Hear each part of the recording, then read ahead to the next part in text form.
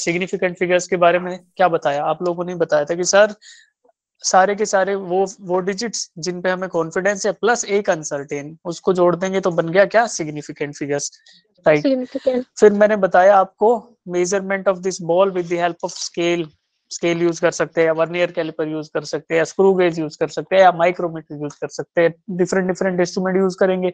With the help of different different instrument, जितनी ज्यादा accurate reading, जितना ज्यादा एक्यूरेट इंस्ट्रूमेंट, उतना ही नंबर ऑफ सिग्निफिकेंट फिगर्स ज्यादा, ये हमने देखा।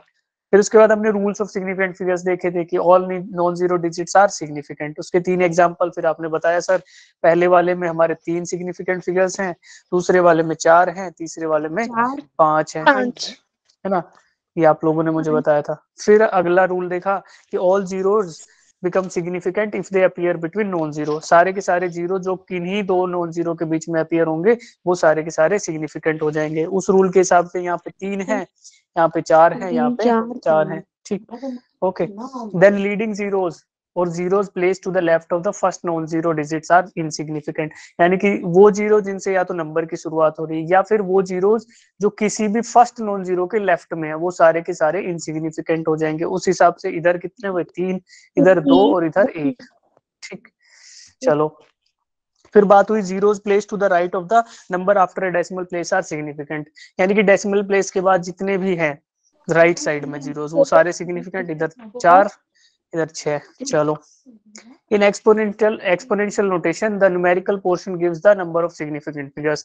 exponential numbers अगर होंगे तो उसमें exponential वाले को देखेंगे नहीं, सिर्फ देखेंगे numerical portion को। तो numerical portion में जितने significant figure उतने ही significant figure exponential notation में। तो यहाँ पे कितने हुए, 3, because all non-zero numbers are significant, उस हिसाब से यहाँ 4 हुए, ठीक। चलो, फिर हमने देखा कि राउंडिंग ऑफ के कुछ रूल्स देखे हैं।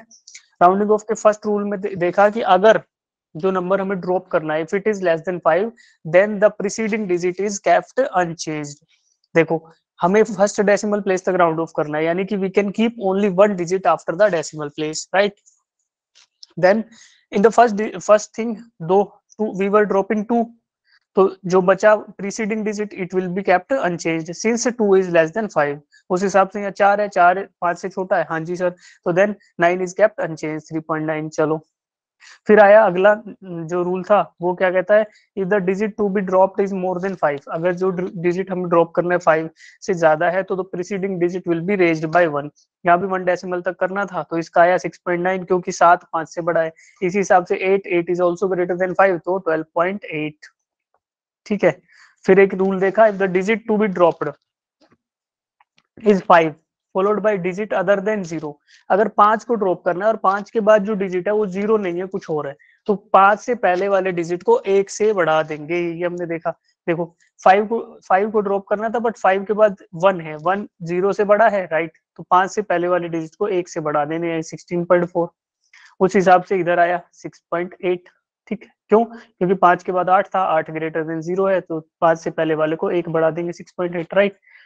फिर एक रूल आया, if the digit to be dropped is 5 और 5 फॉलोड बाय जीरोस, या जिस डिजिट को ड्रॉप करना है या तो 5 है या उसके बाद जीरोस है, तो 2 रूल होंगे इसमें। The preceding digit is left unchanged, unchanged कब, अगर वो इवन है, जैसे यहाँ देखो 5 को ड्रॉप करना था बट 5 के बाद 0 था, कंडीशन सेटिस्फाइड है। अब उससे पहले वाले डिजिट को देखेंगे, क्या है, इवन है या ओड है, सर इवन है, तो इवन है तो उसको अनचेंज रखेंगे, ठीक है, 3.2, ओके। सिमिलरली यहाँ 12.6, क्यों, क्योंकि ये इवन था। चलो, अब इसका जस्ट अपोजिट रूल क्या है, if the digit to be dropped is 5 और 5 फॉलोड बाय जीरोस, तो ये कंडीशन है सर, 5 के बाद 0 है, बिल्कुल है, यहाँ भी ये कंडीशन ठीक है। तो क्या करेंगे, प्रीसीडिंग डिजिट को देखेंगे, प्रीसीडिंग डिजिट क्या है, इवन है या ओड है, सर ओड है, then it will be raised by 1, तो 1 से बढ़ा देंगे, यानी 3.8। सिमिलरली यहाँ 1 है, 1 इज ऑल्सो ओड, तो 16.2, ठीक है। यहाँ तक सबको खेल समझ आया।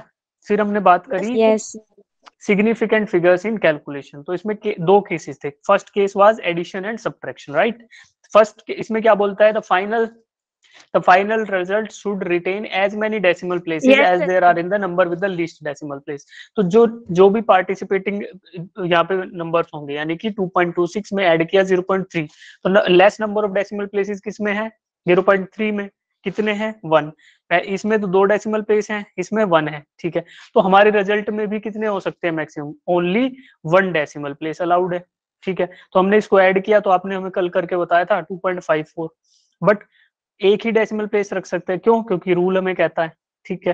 तो हम क्या करेंगे, इसको राउंड ऑफ करेंगे, राउंड ऑफ करने के लिए हमें ये 4 को हटाना पड़ेगा, तो 4 इज लेस देन 5, ठीक है सर। तो preceding digit will be kept unchange 2.5, यही आया था।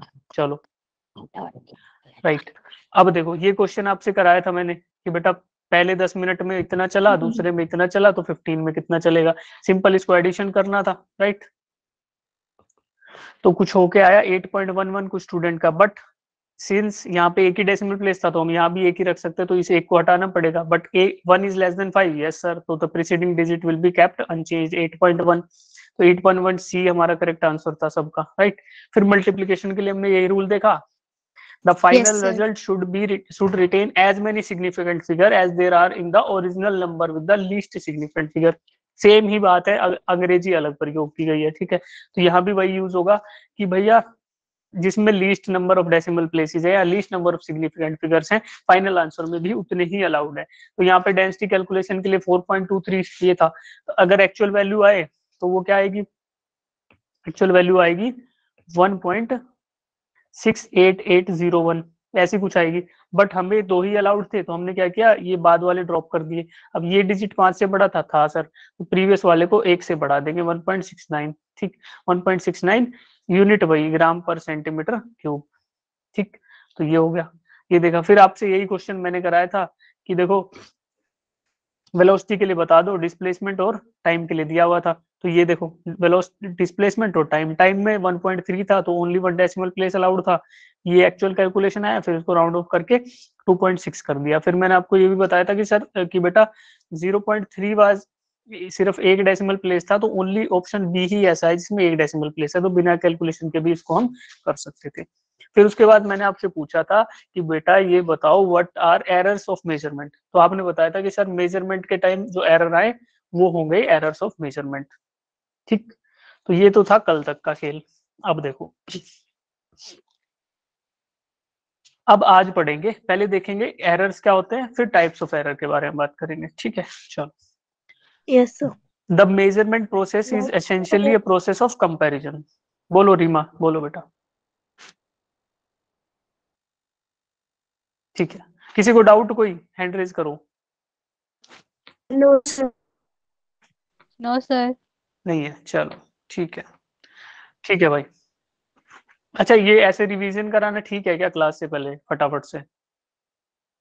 Yes sir. यस चलो ट्राई करेंगे, फिर देखेंगे कि कैसा ज्यादा बेटर लगेगा, वही कर लेंगे। चलो हाँ, एरर्स ऑफ मेजरमेंट, ठीक है बेटा। अब मेजरमेंट प्रोसेस क्या है, मैंने आपको बताया था measurement process is essentially a process of comparison. Comparison किससे करेंगे, जैसे मैंने लेंथ के बारे में बताया था, वॉयलेट पेन की लेंथ हम with the help of Nataraj scale अगर मेजर कर रहे हैं, then we are essentially comparing the length of unknown with the length of a scale. Scale की लेंथ हमें पता है, तो हम स्केल की लेंथ से इसकी लेंथ को कंपेयर कर रहे हैं, राइट। तो measurement process is essentially a process of comparison, right. अब देखो हम कंपेयर जब कर रहे हैं तो इस कंपैरिजन में हम चाहे कितना भी एक्यूरेसी से मेजर करें, यानी हम कुछ भी स्केल यूज कर ले, कोई भी इंस्ट्रूमेंट यूज कर ले, चाहे वो कितना भी एक्यूरेट हो, या फिर हम कितने भी स्किल्ड पर्सन को ले दें जिसने पूरी जिंदगी सिर्फ मेजरमेंट्स ही की हो, फिर भी देयर आर चांसेस कि हमारी there will always be a difference between measured value and true value. True value और मेजर्ड वैल्यू में हमेशा कुछ ना कुछ डिफरेंस रहेगा ही, चांसेस तो है ना उस चीज के, तो वही डिफरेंस जो है उसको हम बोलेंगे एरर ऑफ मेजरमेंट, ठीक। चलो अगली बात है difference between the true value and measured value, उसी को डिफाइन कर दिया, is called as error of measurement, ठीक है। चलो अब एक्यूरेसी और प्रिसीजन, देखो बेटा पहले ये समझ लेते हैं कि ये 2 टर्म्स क्या है, इनके बारे में पहले मैं आपसे पूछूंगा फिर बताऊंगा, then we will come back to the question जो मैंने आपको बोला था कि बेटा ये पता करके आना कि ट्रू वैल्यू का सोर्स क्या होगा, कि ट्रू वैल्यू हम किसको बोलेंगे ना। हमने ये तो बोल दिया कि error of measurement is difference between measured value and true value, but हम तो मेजर ही कर रहे हैं, वैल्यू तो मेजर वाली ही आएगी ना हमारे पास, तो बट फिर हम ट्रू वैल्यू कहाँ से लेके आएंगे, फिर उस चीज को हम डिस्कस करेंगे, राइट। चलो अब जिन भी स्टूडेंट्स को एक्यूरेसी और प्रिसीजन के बारे में कुछ भी पता है, they should raise their hand, फिर मैं पूछूंगा।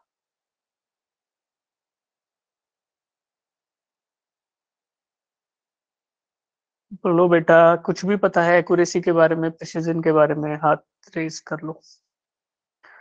बस 2 बच्चे, बस 3 बच्चे,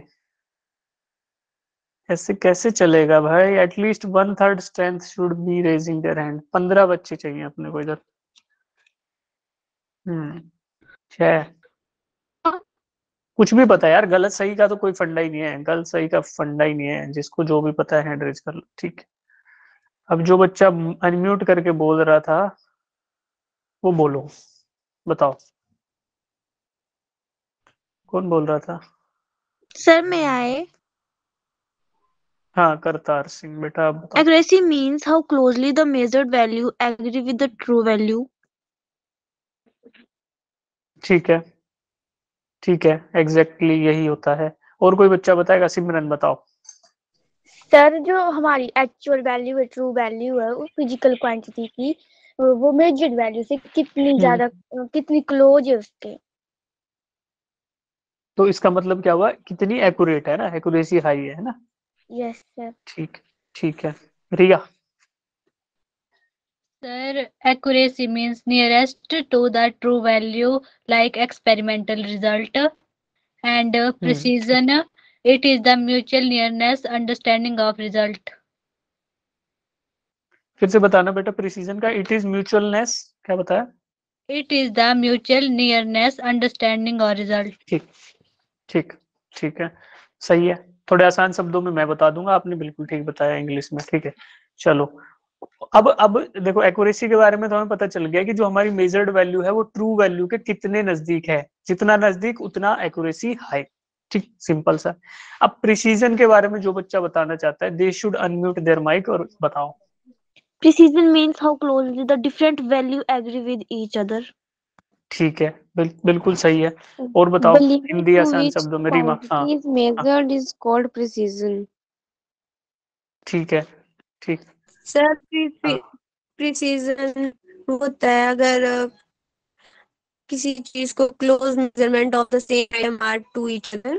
ठीक है, ठीक है। इसके अलावा कोई है जिसको और कुछ लग रहा है? बताओ। हाँ, सर प्रिसीजन एक्यूरेसी के इंडिपेंडेंट होता है। प्रिसीजन किस पे डिपेंडेंट होता है? Independent accuracy. एक्यूरेसी के इंडिपेंडेंट होता है, ठीक है, ठीक है, यस सर। ठीक है। और बताओ कोई बच्चा, कोई नई इट बात, इज एक्यूरेसी बताऊं मैं? कुछ भी बताओ, बताओ, बताओ। It is a measure of how close the measured value is to the true value of the quantity. ठीक है, ठीक है बेटा, ठीक है। प्रिसीजन के बारे में और कोई बताएगा बच्चा? Sir Precision precision sir precision था। Very close to each other. ठीक है, खुशी सर आप बता रहे थे, बताओ बेटा। सर प्रिसीजन में जितनी क्लोजली मेजरमेंट आती है, एग्री करती है, जितनी मेजरमेंट क्लोजली, वो प्रिसीजन होता है। मुस्कान ने बहुत हैवी हैवी शब्द फेंके हैं चैट बॉक्स में, बताओ बेटा अनम्यूट करके। मुस्कान कहाँ गई? मुस्कान, यस सर। हाँ बताओ बेटा।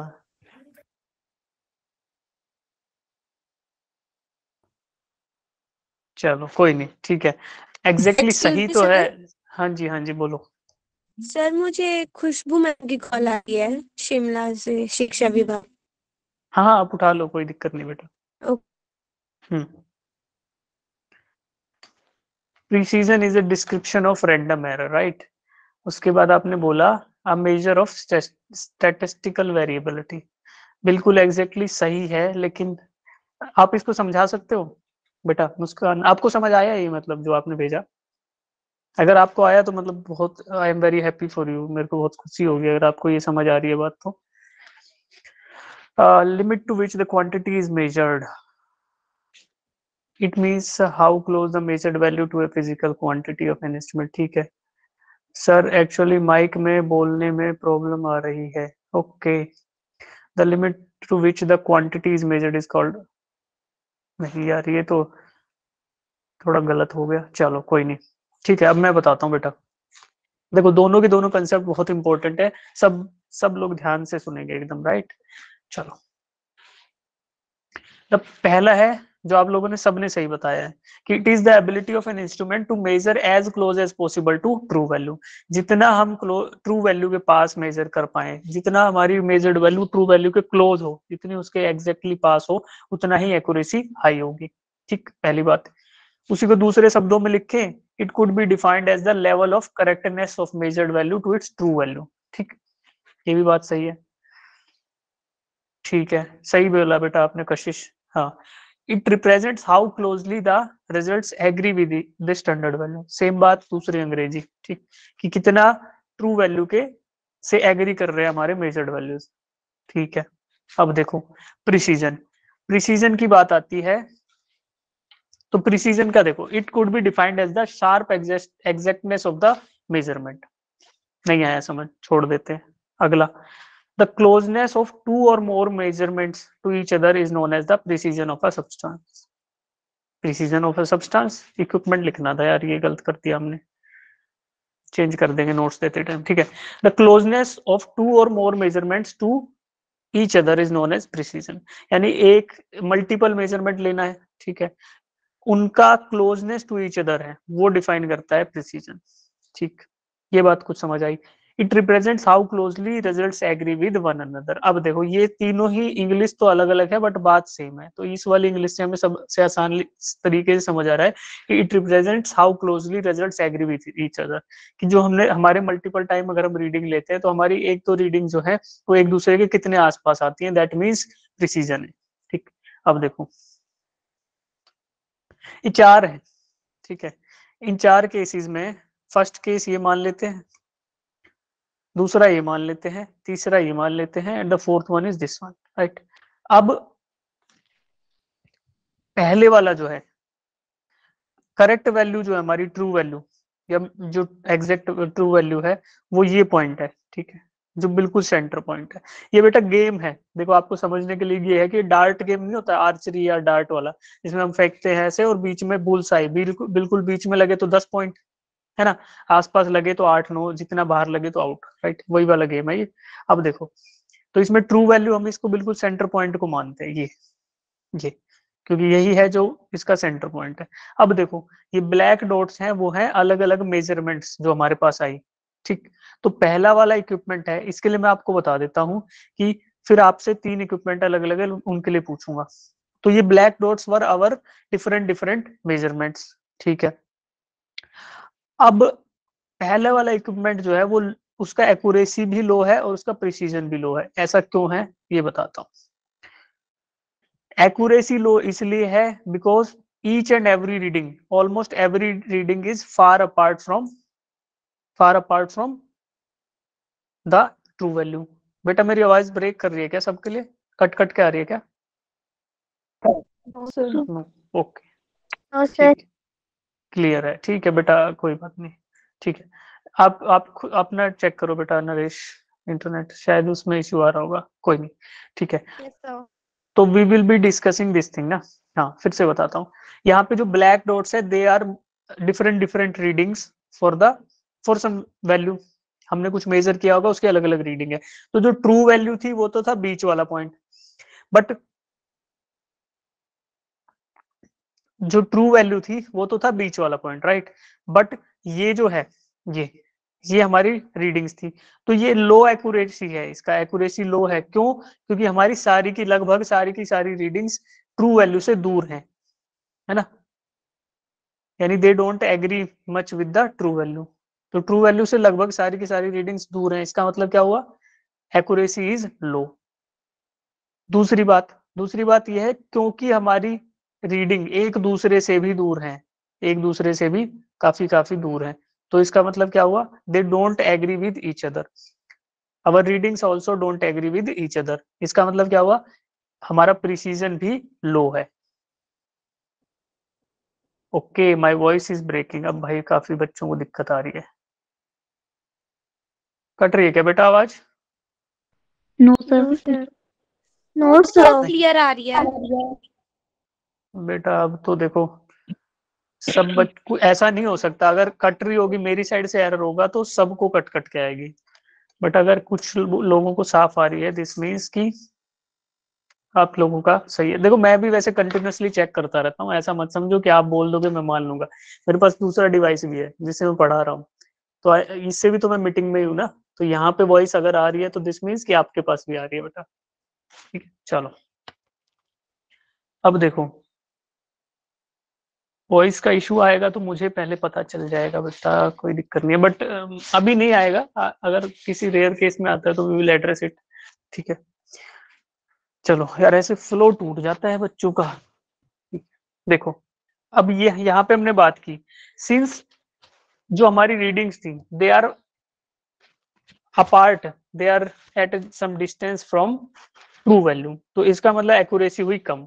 और हमारी मल्टीपल रीडिंग्स जो हमने ली वो एक दूसरे से भी दूर हैं, तो इसका मतलब क्या हुआ कि प्रिसीजन भी लो है। ये बात समझ आई सबको? पहली बात, फिर दूसरे तीसरे के लिए पूछेंगे। बोलो भाई जिन्होंने हैंड रेज कर रखा है, पूछो डाउट्स।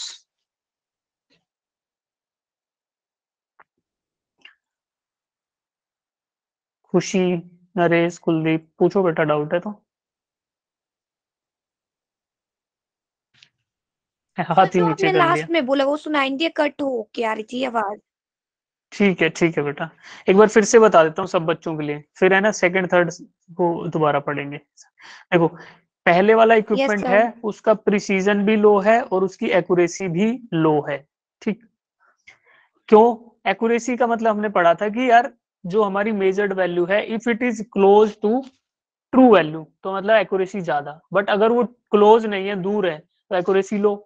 तो देखो ट्रू वैल्यू तो थी हमारी ये सेंटर पॉइंट, तो ये और ये ब्लैक डॉट से ये हमारी मेजर्ड वैल्यू है ये सारी, तो ये क्या दूर है या नजदीक है? दूर है भाई, दूर है। तो दूर है इसका मतलब एक्यूरेसी क्या हुई, लो हुई कि हाई हुई? लो। लो। लो हुई, एक्यूरेसी लो हुई। तो पहली वाली बात तो समझ आ गई। अब दूसरी बात थी कि how close results agree with each other, यानी हमारी मल्टीपल रीडिंग्स है वो एक दूसरी रीडिंग्स के कितने आसपास है। तो क्या हमारी रीडिंग्स एक दूसरे से दूर है या नजदीक है? दूर है। दूर है। दूर है, क्योंकि एक रीडिंग मानो ये है दूसरी है, तो ये एक दूसरे से दूर है। देखो ये वाली तो और भी दूर है, ये वाली और भी दूर है, तो इसका मतलब प्रिसीजन भी क्या हुआ, लो। दूर। प्रिसीजन भी हुआ लो, राइट। तो अब देखो, तो इसका मतलब ये इंस्ट्रूमेंट क्या हुआ, ये दिस इंस्ट्रूमेंट इज अ बर्बाद इंस्ट्रूमेंट, इसको हम यूज नहीं कर सकते, ये बेकार इंस्ट्रूमेंट है। क्यों? क्योंकि भाई इसका एक्यूरेसी भी लो है और इसका प्रिसीजन भी लो है, तो इसके द्वारा दी गई रीडिंग्स हम रिलाय नहीं कर सकते, राइट। चलो दूसरे के बारे में आप बताओ, दूसरे वाला क्या है?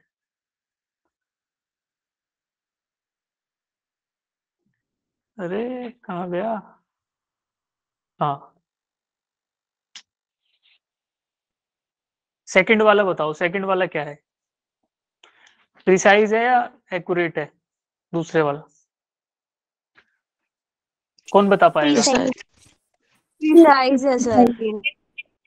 एक्यूरेट नहीं है, नो सर। क्यों? No sir. एंड लो है हाई। सर। क्योंकि दूर है। ठीक है, ठीक है, सही बताया सब लोगों ने। अब मैं बता देता हूँ जिसको अब तक समझ नहीं आया। ठीक है, देखो क्योंकि हमारी रीडिंग्स एक दूसरी रीडिंग के आसपास है, यानी multiple readings agree well with each other, they agree with each other, agree मतलब कि आसपास है कि नहीं है, इकट्ठी है सारी की सारी, this means the instrument is precise. But हमारी रीडिंग्स ट्रू वैल्यू से दूर है ना, true value was this centre point, yellow centre point, but हमारी रीडिंग्स है उससे दूर है, तो each and every reading is far apart from the true value, this means this instrument is less accurate, right. यानी एक्यूरेसी हमारी लो है but precision हमारा हाई है। ठीक है, third one, high accuracy and low precision. High accuracy समझ आ रहा है किसी को? क्यों है? Yes sir. क्यों? Yes sir. बिकॉज हमारी मेजर्ड रीडिंग्स जो हैं सर दे आर वो क्लोज क्लोज है। To true value. नहीं नहीं, क्लोज नहीं है बेटा, ये गलत बोल गए आप। They are close to true value, जो हमारा सेंटर पॉइंट था उसके आसपास है सारी, दूर नहीं है ना, ट्रू वैल्यू के आसपास है, तो this means accuracy is high, but readings एक दूसरे से कंपैरेटिवली दूर हैं। देखो नजदीक तो है as compare to the first one, उससे तो नजदीक है, बट वैसे दूर दूर है। देखो दूर है। ये कितनी दूर है ना, देखो ये वाली दो, ये दो तो दूर है ना, तो दिस मीन्स कि यहाँ पे प्रिसीजन लो है, प्रिसीजन इज लो। ठीक, अब देखो हाई एक्यूरेसी हाई प्रिसीजन, ये देखो they each and every reading is close to true value, है ना, and also they are close to other readings, also they are close to other readings, है ना। तो इससे क्या हुआ कि भैया प्रिसीजन भी हाई हुआ और एक्यूरेसी भी हाई हुआ। तो हमें कौन सा इंस्ट्रूमेंट चाहिए, पहले वाला या चौथे वाला? फॉर द मेजरमेंट हमारे लिए आइडियल इंस्ट्रूमेंट कौन सा है? Fourth, fourth equipment is the ideal one, right. ठीक है, चलो जी, पहले वाले से पहले वाला बर्बाद है या यूज कर पाएंगे इसको? फर्स्ट वन यूज नहीं कर पाए। नहीं कर पाएंगे क्योंकि ना तो एक्यूरेसी की बात कर रहा है ना प्रिसीजन की। ठीक है, थर्ड वाले को यूज कर पाएंगे?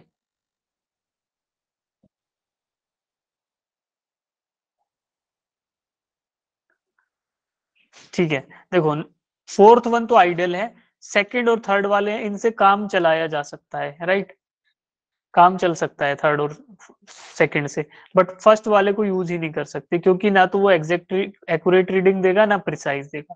अब देखो जो थर्ड वाला है ना, सेकंड और थर्ड वाला, ये सेकंड था और ये था थर्ड, तो जो इनमें सेकंड वाला है, जो सेकंड वाला इक्विपमेंट है वो थर्ड वाले से थोड़ा अच्छा इक्विपमेंट है। क्यों? क्योंकि देखो क्या हम इन सब रीडिंग्स को इधर खींच के ला सकते हैं? नो, नहीं ला सकते। ला सकते हैं बेटा, देखो वो इक्विपमेंट तो अच्छा है क्योंकि वो मल्टीपल रीडिंग्स उसकी एग्री कर रहे हैं, यानी उसमें कोई ज्यादा डिफेक्ट नहीं है, उसमें सिर्फ एक जीरो एरर है। अगर उसका जीरो एरर शिफ्ट कर दिया जाए तो ये सारे के सारे डॉट शिफ्ट होके, ये सारे के सारे डॉट शिफ्ट होके ट्रू वैल्यू पे आ जाएंगे, ऐसे ऐसे ऐसे ऐसे। तो फिर उसको हम फिर वो फोर्थ जैसा हो जाएगा, फोर्थ वन जैसा ऐसा हो जाएगा, तो फिर आइडियल इक्विपमेंट बन जाएगा। और सेकंड वाले से काम चला सकते हैं कि यार ये एक्यूरेट रीडिंग तो दे रहा है, एटलीस्ट इधर उधर दे प्लस माइनस में देगा तो फिर देखा जाएगा, मल्टीपल रीडिंग लेके काम चला लेंगे। बट इधर जो है इसको तो कन्वर्ट किया जा सकता है फोर्थ वाले में। देखो ये बताता हूँ सेकंड इक्विपमेंट इन प्रैक्टिस कैसा होगा, हकीकत में या फिर प्रैक्टिकल लाइफ में कैसा होगा। स्क्रू गेज देखा है आपने?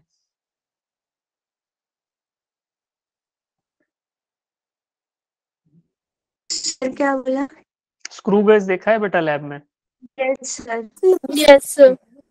ठीक है, देखो अब मैं बताता हूँ, जैसे स्क्रू गेज है, अगर उसके दोनों के दोनों जो वो है क्या बोलते हैं, कॉलम्स बोल लो या फिर पॉइंट, ये बैरल्स, ये एक दूसरे को अगर टच कर जाए, एक दूसरे को अगर ये टच कर जाए तो रीडिंग क्या आएगी? जीरो।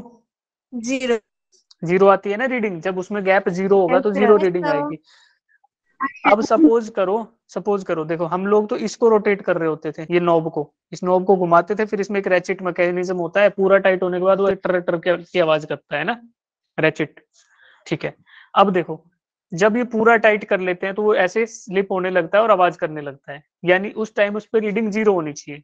ठीक है, एक ये इधर भी नट होता था जिसको हम रोटेट नहीं करते, but with the help of screw driver इस नट को भी घुमा के टाइट या लूज किया जा सकता है। तो सपोज करो ये किसी ने लूज कर रखा हो थोड़ा सा, और हमारा जो जीरो से भी आगे चला जाए, जब हम इसको फुल टाइट करें स्क्रू गेज के नट को, तो ये जीरो से भी आगे चला जाए, ये इधर आ जाए और यहाँ पे रीडिंग आ जाए नेगेटिव में, नेगेटिव में। तो अगर ऐसे स्क्रू गेज से आप डायमीटर मेजर करोगे, नेगेटिव रीडिंग आती है जीरो के बाद जाके, तो ऐसे से मेजर करोगे तो हमेशा वो जीरो की बजाय क्या रीडिंग देगा? -0.1, -0.1, -0.1, अगर उसका 10 mm डायमीटर है, सॉरी 1 mm डायमीटर है तो ऐसा देगा। अब देखो हर बार रीडिंग आ रही है, गलत आ रही है, बट गलत उसी लेवल पे जाके आ रही है, तो देयर इज अ चांसेस ना कि इसी को हम वापस रोटेट करके जीरो को करेक्ट कर दें, तो फिर ये रीडिंग सारी की सारी शिफ्ट होके 0 0 0 ऐसे आने लग जाएगी। हो जाएगा ना, सारे के सारे रीडिंग्स को शिफ्ट किया जा सकता है with the help of this. Yes sir.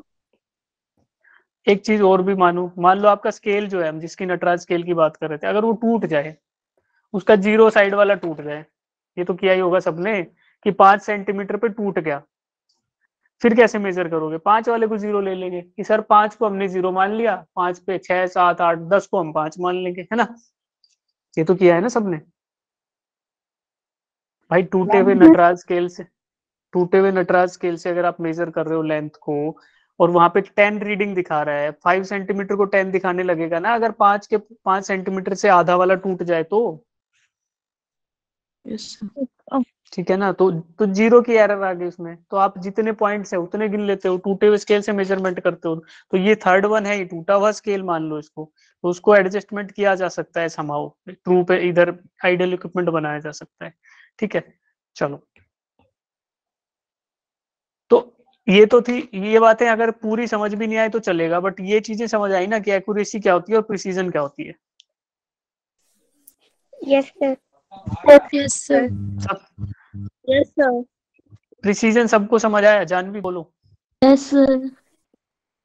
Janvi doubt है क्या बेटा? नहीं, चलो यस सर बोलने के लिए अब हाथ ऊपर किया हुआ। चलो ठीक है भाई। अब बात करेंगे एरर की। तो एरर में पहले type of error, the first one is absolute error. Absolute error का मतलब है एक्चुअल एरर, या जो एरर हमारे पास वास्तव में है, जो रियल लाइफ में एक्चुअल में एरर जो आ रही है वो। यानी कि जो एरर की बेसिक डेफिनेशन हमने पढ़ी थी कि the difference between measured value and true value, that is nothing but absolute error. अब यहाँ पे दो चीज हैं, पहली तो है ट्रू वैल्यू और दूसरी है मेजर्ड वैल्यू। तो मेजर्ड वैल्यू तो समझ आती है कि सर कुछ फिजिकल क्वांटिटी थी, हमने कोई मेजरिंग इक्विपमेंट लिया, उसको कंपेयर किया, कंपेयर करके जो reading I that is measured value. फिर आप बताओ कि ट्रू वैल्यू कहाँ से आई? ट्रू वैल्यू कहाँ से आ सकती है? तो देखो, ट्रू वैल्यू निकालने का सोर्स होता है हमारे पास अर्थमेटिक मीन। हम इसी रीडिंग को, इसी के आउटर डायमीटर को 5 सेंटीमीटर आ रहा है तो इसको मेजर करेंगे मल्टीपल टाइम्स। सपोज करो मैंने मेजर किया, एक बार मेरा आया 5.1, एक बार आया मेरा 5.2, एक बार आया 4.9, एक बार आया 5.0, एक बार आया 4.8। वेरिएशन आ रहे हैं ना। अब देखो यहाँ पे तो आप बोलोगे सर आप पागल हो गए हो, एक एक mm का वेरिएशन ले रहे हो, बट अगर बहुत छोटा हो, डिफिकल्ट हो, विद इजी नेकेड आई से देखना है इसकी रीडिंग्स को, तो वहां पे चांसेस है ना एरर आने के। तो उसी को एग्जेगरेट करके सोच लो कि एक बार 5.1 आया, एक बार 5.2 आया, 4.9। तो मल्टीपल टाइम जब हम रीडिंग लेंगे तो हमारे वेरिएशन इधर या उधर आ सकते हैं, पॉजिटिव या नेगेटिव साइड में। अब मल्टीपल रीडिंग्स का अगर हम अर्थमेटिक मीन निकाल लेते हैं तो that will be nothing but our true value. देखो, ट्रू वैल्यू या फिर अर्थमेटिक मीन, ये सब एक ही चीज है। अर्थमेटिक मीन, ट्रू वैल्यू या फिर mean value, right? In case, इस केस में हमारे पास क्या आएगा arithmetic mean? It will B 5.1 plus 5.2 plus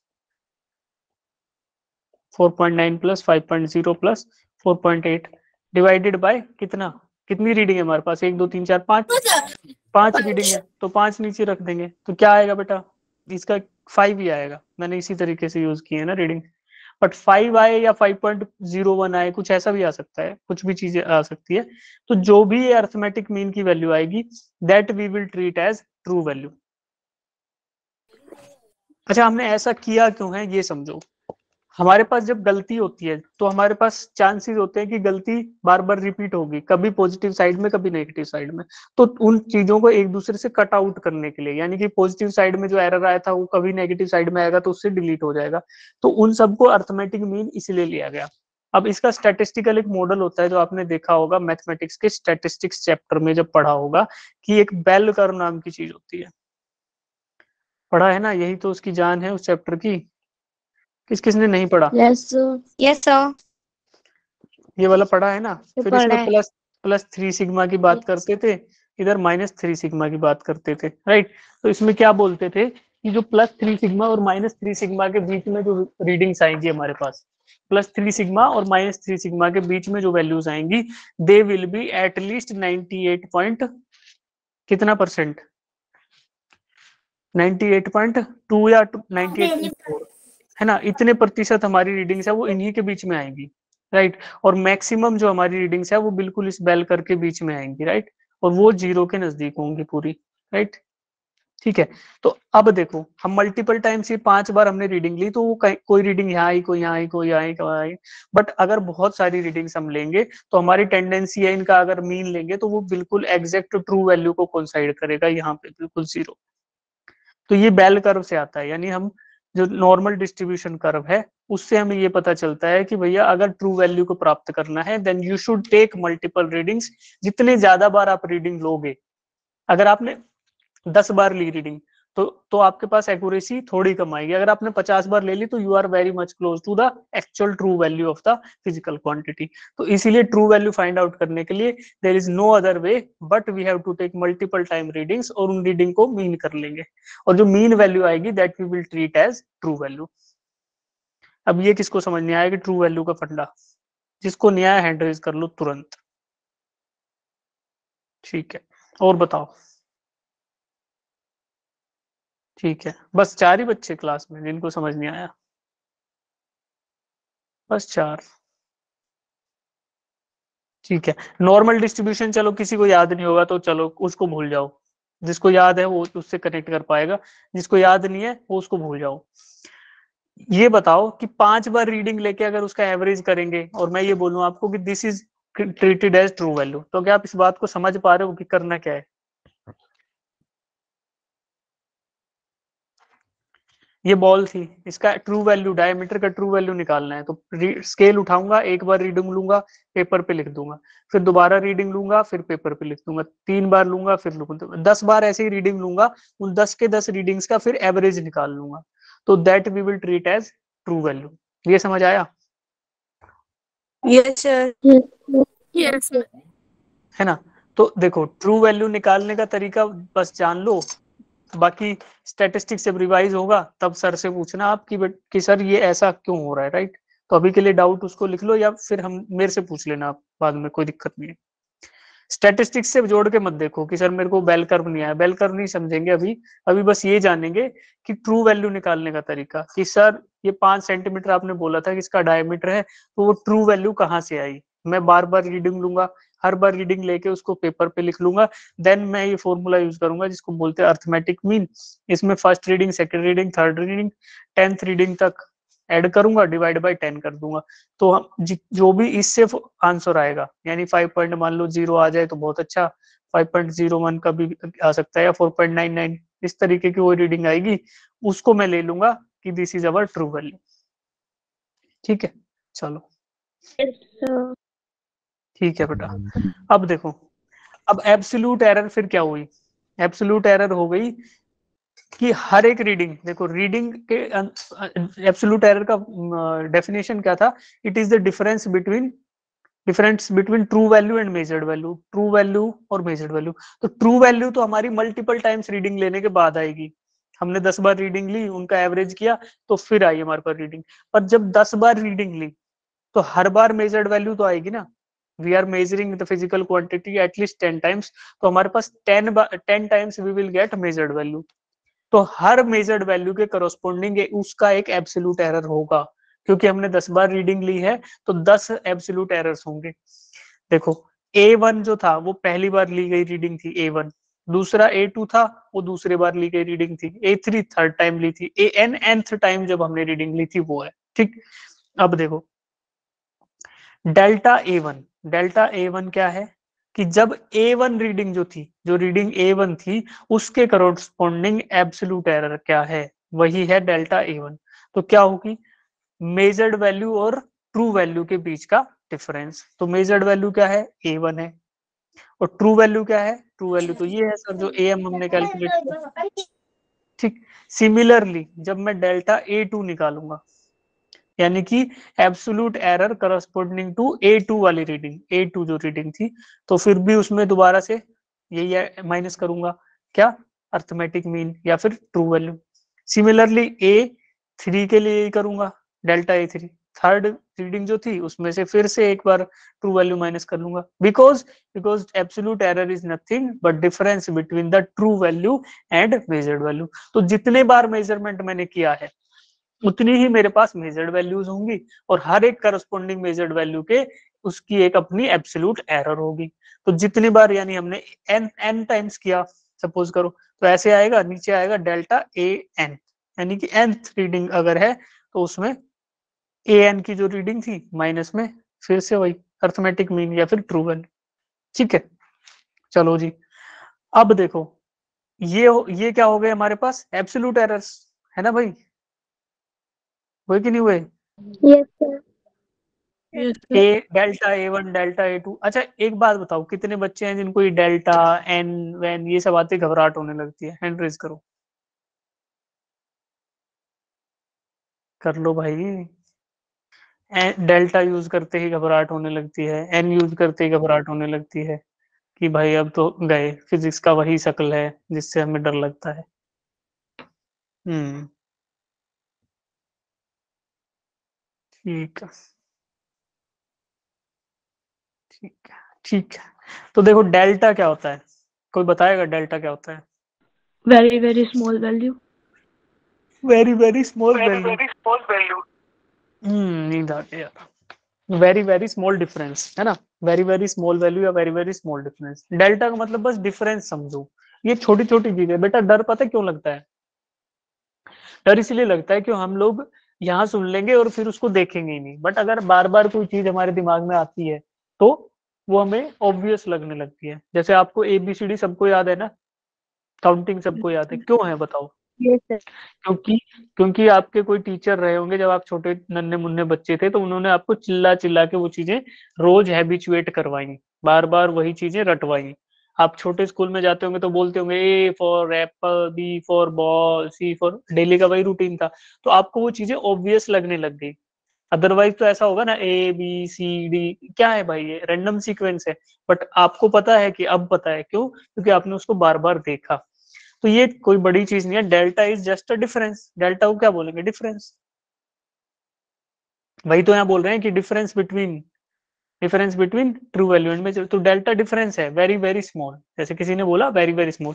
अब इसके साथ एक और चीज भी है, वेरी वेरी स्मॉल तो है ही, बट फाइनाइट है, फाइनाइट डिफरेंस है कि हम उसको सब्ट्रैक्ट करे बोल सकते हैं। सीधा ये नहीं बोलेंगे कि यार डिफरेंस है बहुत छोटा है, पर कितना है ये नहीं पता हमें। यहाँ पता भी है कि इतना है, इसलिए हम इसको डेल्टा बोल रहे हैं।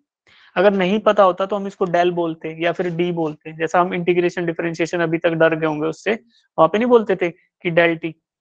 अब डेल टी है, डेल टी हमें पता है कि there is some difference, but del इसलिए लगाया कि यार हमें ये नहीं पता कितना है, बट है जरूर, और छोटा भी है ये भी पता है। डेल्टा के केस में हमें ये भी पता है कि कितना है, because we are doing but subtraction, direct करके देख ले रहे हैं कि A1 में से AM माइनस कर लिया, तो एक फाइनाइट वैल्यू आई ना, तो finite difference is what? Delta, triangle वाला जो डेल्टा है। ठीक है, और ये डेल है, और dt है तो dt में भी कुछ उसमें फाइनाइट नहीं होता। ठीक, चलो, तो डेल्टा है, डिफरेंस है, तो बेटा डरेंगे नहीं। जिन जिन को डर लगता है वो बार बार इन चीजों को 1 2 बार 4 बार 5 बार देख लेंगे, फिर कुछ नहीं है। फिजिक्स में गिनती के 4 या 5 तरीके के नोटेशन होते हैं, उससे ज्यादा कुछ नहीं है। एक बार आप हैबिचुएट हो गए तो फिर ये डर नहीं लगेगा कि let x be this, let t be this. तो है तो फिजिकल क्वांटिटी ना, हम लोगों ने इतने बेसिक से उठाया है चीजों को कि फिजिकल वर्ल्ड क्या होता है, फिजिकल क्वांटिटीज क्या होती हैं, ये सब तो हम उससे कोरिलेट कर पाएंगे जब हमारे पास वो चीजें आएंगी, राइट? तो डरना नहीं है, नोट्स को 2 4 बार देख, जब तक डर ना निकले तब तक देखते रहना है। ठीक है, और एक चीज और बताता हूँ बेटा, आप लोग तो नीट के बच्चे, जेई के बच्चे हो ना, तो फिजिक्स तो आपका मतलब रीढ़ की हड्डी का काम करेगी। It will be like spinal cord for your preparation ना। स्पाइनल कोड या रीढ़ की हड्डी के बिना कुछ नहीं हो सकता ना, our body can not move. तो similarly physics is that much important for you guys. Physics आपको लेके पार भी जा सकती है और फिजिक्स आपको डुबा भी सकती है ना? कई स्टूडेंट ऐसे होंगे कि यार कि सर मेरे को केमिस्ट्री में बड़ा सही लगता है, पर मोस्टली जो लोग PCM लेते हैं उसमें मोस्टली लोग बोलते हैं कि सर मुझे सबसे कंफर्टेबल लगता है फिजिक्स। मैक्सिमम स्टूडेंट का यही रहता है। तो इसको मत छोड़ो, इसको लूज मत छोड़ो, है ना? इसको ये मत छोड़ो कि यार फिजिक्स को भगवान हवाले मत छोड़ो। फिजिक्स को आप अपने कंट्रोल में कर लो। उसको कंट्रोल करना भी बहुत ईजी है, फिजिक्स में कुछ नहीं है। आप उसको आसपास के फिजिकल वर्ल्ड को तो देखते आ रहे हो ना, आपको मैक्सिमम चीजें ऑलरेडी पता ही है, बस उसको थोड़ा थोड़ा रिवाइज करते चलो बेटा। फिजिक्स आपको मैक्सिमम बहुत फ्रूटफुल सब्जेक्ट रहेगा, लाइक एग्जाम में आपको काफी मार्क्स दे जाएगा, और शायद इतने दे जाए कि आपको जितने सिलेक्शन के लिए चाहिए, है ना? तो इसको ढीला नहीं छोड़ेंगे, इसको भगवान भरोसे नहीं छोड़ेंगे। जो भी नोट्स है असाइनमेंट है करेंगे और रिवीजन करेंगे, राइट। यहाँ भी करेंगे, स्कूल के जो आपके एग्जाम आएंगे उनके लिए बेटा प्रिपेयर करेंगे ना। तो मल्टीपल टाइम सब आपका रिवीजन हो जाएगा, कुछ क्वेश्चंस अटेम्प्ट हो जाएंगे, फिर आप लोगों को क्वेश्चंस हाईलाइट करके दे देंगे, like towards the end of our preparation आपको इंपॉर्टेंट क्वेश्चंस भी दे दिए जाएंगे, तो आप उन सबको समझ के कर लीजिए, तो लास्ट में कराइए एग्जाम में, उतना ही है बस। ठीक, एक बार अच्छा कॉलेज मिल जाए उसके बाद चाहे भूल जाना सब कुछ, कोई दिक्कत नहीं। चलो हाँ, तो हम कहा थे एब्सोल्यूट एरर पे। Difference between true value and measured value, उसको एब्सोल्यूट एरर बोलेंगे। मेजर्ड वैल्यू तो हमें पता है जो रीडिंग लेके आ गई। फिर ट्रू वैल्यू कैसे निकाली, अर्थमेटिक मीन ले लिया, यानी मीन कैलकुलेट कर लिया, यानी एवरेज कैलकुलेट कर लिया जो जो हमारी रीडिंग आई थी उनका। ठीक, फिर जो एवरेज आया that is nothing but our true value. Arithmetic mean को हमने बोल दिया ट्रू वैल्यू। अब उस ट्रू वैल्यू को यानी ए एम को माइनस करेंगे हर एक रीडिंग से, जो जो हमने रीडिंग ली थी A1 A2 A3 A5, इन सब रीडिंग्स को इन सब रीडिंग में से मीन वैल्यू जो है उसको सब्ट्रैक्ट कर लेंगे। तो मीन वैल्यू सब्ट्रैक्ट करने के बाद हर एक रीडिंग के करस्पॉन्डिंग एक delta A1 delta A2 delta A3 ऐसे आएगा। और ये क्या है, डेल्टा A1 डेल्टा, ये उन रीडिंग्स के करस्पॉन्डिंग वाली एब्सोल्यूट एरर्स है। ठीक है, बस इतना है। यस अब देखो absolute errors can be positive और नेगेटिव। एब्सोल्यूट एरर पॉजिटिव भी हो सकती है और नेगेटिव भी। कैसे, मानो कि मेरा मीन वैल्यू है वो 5.0 था और मेरी मेजर्ड वैल्यू थी 4.9, तो मैं मेजर्ड वैल्यू में से जब मीन वैल्यू माइनस करूंगा 4.9 माइनस 5.0, तो ये वैल्यू आ जाएगी -0.1, है ना। तो ये नेगेटिव वैल्यू आ गई। तो एब्सोल्यूट एरर पॉजिटिव साइड में भी हो सकती है और नेगेटिव साइड में भी हो सकती है। ठीक, चलो ये आपको समझ आ जाएगा जब न्यूमेरिकल करोगे ना, एक न्यूमेरिकल दो न्यूमेरिकल ढंग से इज्जत से लगा लेंगे, फिर सब समझ आ जाएगा कि कौन सा एरर क्या है, एक रन में सब क्लियर। ठीक, और उस न्यूमेरिकल की बारी आएगी क्लास में कल, तो कल मिस मत करना क्लास, ठीक है। और जो बच्चे पतली गली से निकल रहे हैं, चलो निकल जाओ, कोई दिक्कत नहीं है यार। सर, ठीक है, कल भी क्लास लगेगी? नहीं बेटा कल संडे नहीं, मैं आई वाज सेइंग कि नेक्स्ट क्लास में टाइम टेबल के ओके हिसाब से, है ना, आपको जब भी नेक्स्ट क्लास होगी मतलब इससे अगली क्लास में। ठीक है, अपन क्लास में कल बोल रहे हैं, इसका मतलब यही है कि हमारी जब दोबारा मीटिंग होगी। ठीक है बेटा, ठीक। हाँ, अब दूसरी टाइप ऑफ एरर आती है मीन एब्सोल्यूट एरर। देखो पिछले वाला था एब्सोल्यूट एरर, इतना था सिर्फ, मीन नहीं था उसमें, तो हमने निकाला कि जो एक्चुअल डिफरेंस है मेजर्ड वैल्यू और ट्रू वैल्यू में वो निकाल लिया। अब मीन एब्सोल्यूट एरर क्या करना है, जितनी भी एब्सोल्यूट एरर्स थी यस उनका सर। मीन ले लेना है, बस उसका मीन ले लेना है, तो वो हो गया मीन एब्सोल्यूट एरर। तो एब्सोल्यूट एरर क्या आई थी, जैसे डेल्टा A1 था that was A1 minus AM, delta A2 था वो A2 second reading minus measured value in sorry true value. फिर A3 ऐसे था, ऐसे ही चलते जा रहे थे हम।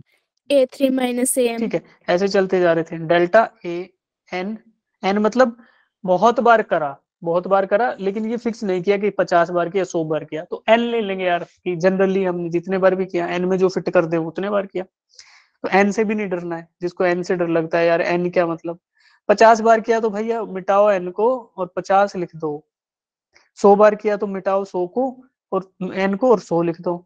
तो एन का मतलब है कि आपके पास फ्रीडम है, आप जितने मर्जी टाइम करना चाहो कर लो, बट जितने बार भी करो डिवाइड भी उतने से ही करना है। ठीक है, अब देखो ए एन मतलब एन, एन जब या 50 या 100 भी बार जब आपने की थी वो रीडिंग माइनस जो आपने मीन निकाला उन सब रीडिंग्स का, वो तो ये आया डेल्टा ए एन। अब ये जितनी भी एरर्स थी एब्सोल्यूट एरर, अब देखो मैंने बताया था कि दीज कैन बी पॉजिटिव और नेगेटिव, पॉजिटिव या नेगेटिव कुछ भी हो सकती है। तो हम सिर्फ मैग्नीट्यूड को डिस्कस करेंगे, हमें ये नहीं चक्कर, हमें ये नहीं टेंशन लेनी कि यार पॉजिटिव या नेगेटिव, हमें हर एक एरर का सिर्फ मैग्नीट्यूड काउंट करना है while calculating mean absolute error. Mean absolute error निकालते टाइम हम मैग्नीट्यूड को सिर्फ काउंटिंग करेंगे। तो ये लिया, देखो delta A was absolute error, उसके ऊपर एक लाइन खींच दी, मतलब mean, mean absolute error equals to magnitude of each and every absolute error. A1 था वो पहले वाले के रीडिंग के करस्पॉन्डिंग एब्सोल्यूट एरर था, उसमें ऐड किया मैग्नीट्यूड ऑफ A2 यानी कि जो सेकंड रीडिंग के करस्पॉन्डिंग एब्सोल्यूट एरर था, फिर उसमें ऐड किया क्या, ऐसे करते चले गए, फिर AN जो nth रीडिंग के करस्पॉन्डिंग एब्सोल्यूट एरर था उसका मैग्नीट्यूड, और डिवाइड बाय कितना n, क्योंकि हमारे पास n हो जाएंगी ये रीडिंग्स। तो ये हुआ हमारा क्या, मीन एब्सोल्यूट, ये क्या बोलते हैं इसको, मीन एब्सोल्यूट एरर। ठीक ठीक है भाई, ये मीन एब्सोल्यूट एरर आ गया। अब देखो ये सब चीज मैंने नोट्स में भी डाल रखी है, आपको मिलेंगी तो आ जाएंगी, ठीक है। अब देखो द फाइनल रिजल्ट, अब फाइनल रिजल्ट में क्या हो सकता है, मीन एब्सोल्यूट एरर भी या तो पॉजिटिव हो सकती है या नेगेटिव हो सकती है, तो किसी भी साइड में है, या तो इसको प्लस साइड में जाएगी या माइनस में। अगर दोनों को एक साथ लिखना है कंबाइन करके तो ये लिख देंगे प्लस माइनस डेल्टा ए। तो जो हमारी एक्चुअल वैल्यू होगी, मतलब जो हमारी रीडिंग होगी, वो वेरिएशन के साथ उसको ऐसे लिखते हैं, ए इक्वल्स टू ए एम, यानी true value plus minus mean absolute error. ठीक है, जब भी आपको न्यूमेरिकल्स में मिलेगी ना रीडिंग, तो वो क्या होगी, वो यही होगी mean absolute error, mean absolute error ही दिया होता है। ठीक है भाई, Yes, sir. अभी यहाँ तक किस किस को समझ नहीं आया वो हैंड रेज कर लो।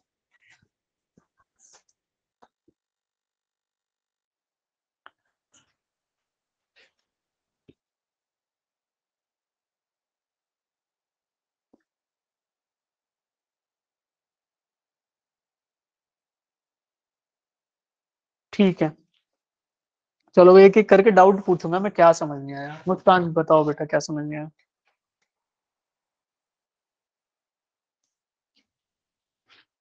मुस्कान,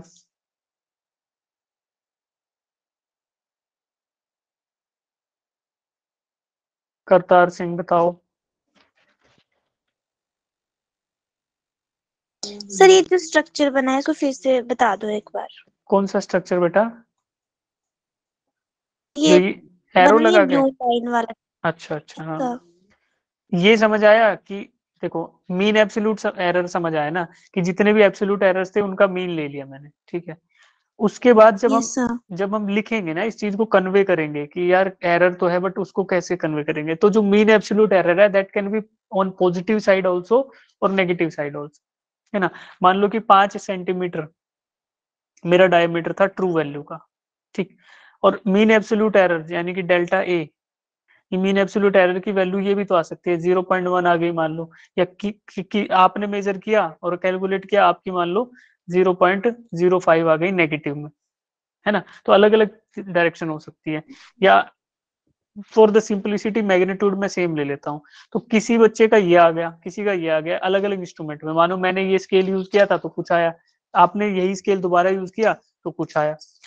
तो ये वेरिएशन दोनों साइड हो सकता है, तो either it can be on negative side और it can be on positive side. तो उन दोनों केसेस को हम लिखने के लिए, for the sake of writing, लिखने के हिसाब से अगर देखें, तो हम इन दोनों केसेस को इंक्लूड करते हुए ना पॉजिटिव या नेगेटिव अकेला नहीं लिखेंगे, ये लिखेंगे कि the variation can be on both side, either can be on positive side और ऑन द नेगेटिव साइड।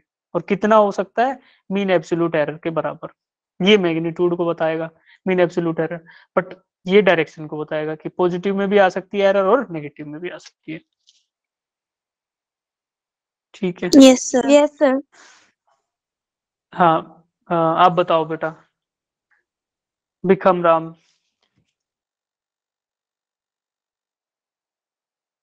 खुशी बेटा आप पूछो।